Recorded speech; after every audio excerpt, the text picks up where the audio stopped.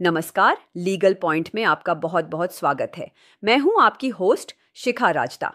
दोस्तों, आज हम एक बहुत ही दिलचस्प और महत्वपूर्ण केस पर चर्चा करेंगे। सोचिए, आप एक सरकारी नौकरी के लिए बस 0.01 अंक से रह जाएं और उसका कारण हो एक सर्टिफिकेट पर विवाद। यह कहानी एक ऐसी ही उम्मीदवार की है जिनकी टीजीटी बनने की उम्मीद 1 अंक पर आकर टिक गई। क्या उन्हें वह 1 अंक मिला या अदालत ने कुछ और ही फैसला सुनाया?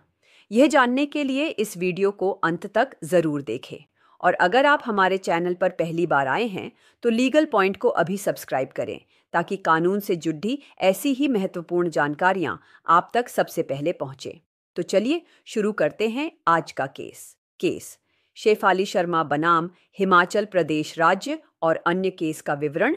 Case details.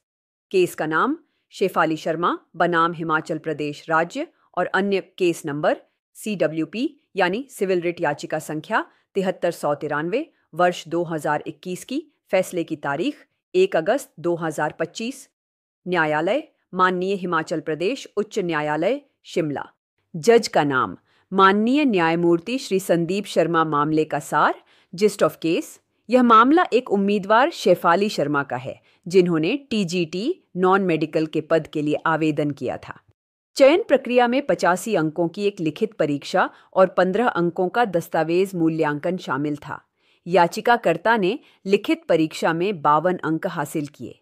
कुछ दस्तावेजों के मूल्यांकन के बाद उनके कुल अंक 55.78 एंटर 8 हो गए, लेकिन जनरल कैटेगरी के लिए कट ऑफ अंक 55.79 थे। इसका मतलब है कि वह सिर्फ 0.01 अंक से नियुक्ति से चूक गईं।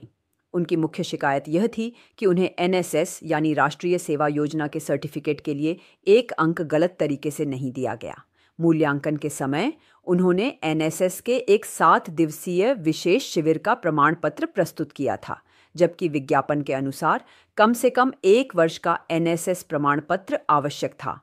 बाद में उन्होंने एक और प्रमाण पत्र प्रस्तुत करने का प्रयास किया जिसमें यह दर्शाया गया था कि उन्होंने अपनी BSc की डिग्री के पाठ्यक्रम के हिस्से के रूप में 3 वर्षों तक NSS को सफलतापूर्वक पूरा किया था।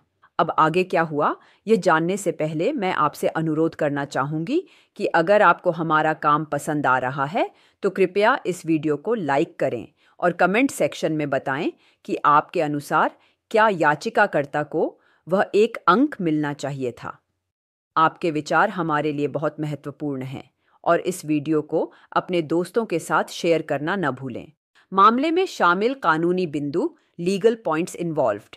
इस केस में माननीय उच्च न्यायालय ने कुछ बहुत ही महत्वपूर्ण कानूनी बिंदुओं पर अपना फैसला सुनाया।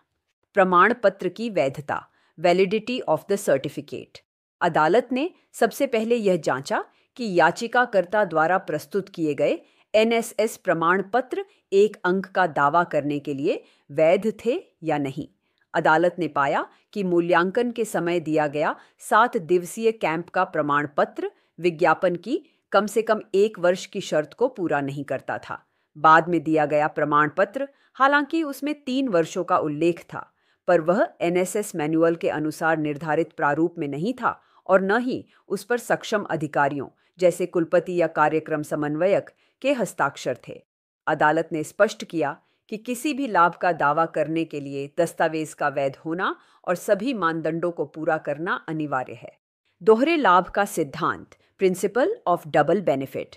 याचिकाकर्ता की यह दलील थी कि NSS उनकी BSc डिग्री के पाठ्यक्रम का एक अभिन्न अंग था।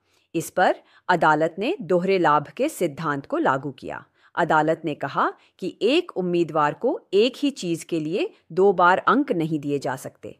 चूंकि याचिकाकर्ता को उनकी BSc की डिग्री के लिए, जो कि न्यूनतम शैक्षणिक योग्यता थी, पहले ही अंक दिए जा चुके थे, इसलिए वह उसी पाठ्यक्रम के हिस्से यानी NSS के लिए अलग से अतिरिक्त अंक का दावा नहीं कर सकती थी। ऐसा करना उन्हें एक ही योग्यता के लिए दोहरा लाभ देना होता, जो कानूनन सही नहीं है। विज्ञापन की शर्तों का पालन, एडहिरेंस टू एडवर्टाइजमेंट रूल्स। अदालत ने इस बात पर जोर दिया कि भर्ती विज्ञापन में उल्लिखित शर्तें और मानदंड अनिवार्य होते हैं। चूंकि याचिकाकर्ता विज्ञापन के अनुसार आवश्यक अवधि और निर्धारित प्रारूप में एक वैध एनएसएस प्रमाण पत्र प्रस्तुत करने में विफल रहीं, इसलिए उन्हें एक अंक न देने का निर्णय पूरी तरह से उचित था। मामले का नतीजा, रिजल्ट ऑफ द केस। इन सभी बिंदुओं पर विचार करने के बाद माननीय उच्च न्यायालय ने याचिकाकर्ता की दलीलों में कोई सार नहीं पाया। अदालत ने माना कि भर्ती आयोग ने एनएसएस प्रमाण पत्र के लिए अतिरिक्त एक अंक न देकर कोई गलती नहीं की। परिणाम स्वरूप अदालत ने शेफाली शर्मा की रिट याचिका को खारिज कर दिया।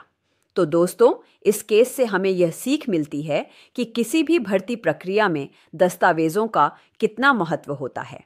वे न केवल वैध होने चाहिए, बल्कि निर्धारित प्रारूप और शर्तों के अनुसार भी होने चाहिए। साथ ही नो डबल बेनिफिट का सिद्धांत यह सुनिश्चित करता है कि किसी को भी एक ही योग्यता के लिए 2 बार लाभ न मिले। अगर आपको यह जानकारी महत्वपूर्ण लगी हो तो हमारे चैनल लीगल पॉइंट को सब्सक्राइब करना न भूलें। इस वीडियो को लाइक और शेयर करें और हाँ, बेल आइकॉन को ज़रूर दबाएं ताकि आप कोई भी लीगल अपडेट मिस न करें। अगले वीडियो में एक और नए केस के साथ फिर मिलेंगे। मैं शिखा राजता अब आपसे विदा लेती हूँ। धन्यवाद।